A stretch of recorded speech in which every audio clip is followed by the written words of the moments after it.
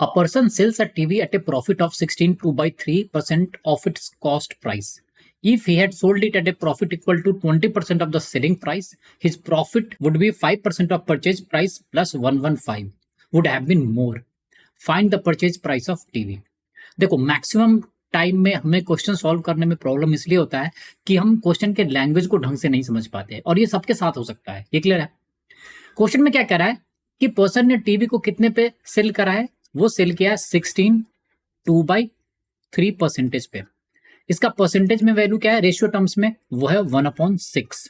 1/6 का percentage equivalent कितना होता है? वो होता है 16 तो अगर कॉस्ट प्राइस x है तो उसने सेल कितने में किया होगा?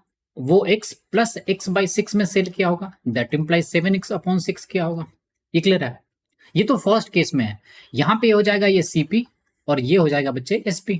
नाउ क्वेश्चन में क्या कह रहा है कि if he had sold at a profit equal to 20% of selling price, तो सेकेंड केस में प्रॉफिट कितना होगा?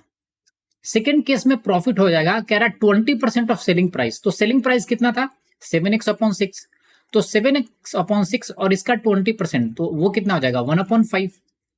तो सिंपली हो जाएगा 7x अपॉन क्या है? ये हो जाएगा ये 30। तो कह रहा है कि अगर प्रॉफिट अमाउंट ये हो जाता सेकेंड केस में, तो उसको एक्स्ट्रा प्रॉफिट कितना मिलता? वो मिलता 5% of purchase price, that imply cost price and plus 115। तो सेकेंड केस में प्रॉफिट कितना है? ये है 7x/30। इनिशियल प्रॉफिट कितना था? वो था x/6। और इस दोनों के बीच में डिफरेंस कितना है? एक्स्ट्रा प्रॉफिट उसको कितना मिल रहा है? तो वो मिल रहा है 5% of cost price. Cost price कितना था ओरिजिनल? x। तो x इंटू 5% तो 1/20 एंड प्लस 115। यहां से इसको आप फर्दर सॉल्व करोगे बच्चे तो क्या लिखोगे? 7x/30 minus x/6। यहां से x/20 को लेफ्ट हैंड साइड में ले लो तो आप लिखोगे x/20 और ये किसके इक्वल है? 115 के। एलसीएम लोगो तो आप 120 ले लो तो ये कितना होगा? ये हो जाएगा 28x माइनस ये कितना हो जाएगा? 20x and minus 6x is equal to कितना होगा? 115। यहां से अल्टीमेटली आएगा ये 26 तो ये twice x upon 120 is equal to होगा 115। सो यहां से x का वैल्यू कितना मिलेगा? वो सिंपली मिल जाएगा 115 इंटू 120 एंड डिवाइडेड बाई 2। इसको कैंसिल करोगे तो ये आ जाएगा 60।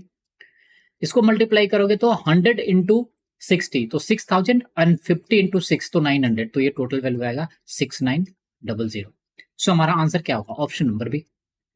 क्वेश्चन को नहीं सॉल्व कर पा रहे तो क्वेश्चन को पार्ट वाइज रीड करो, टुकड़ों में ब्रेक कर दो एंड रीड करो, फिर अंडरस्टैंड करो and then try to solve the question. So I hope आपको ये समझ में आ गया होगा। So thanks for watching the video. If you like the video do subscribe the channel and share the channel with your friends.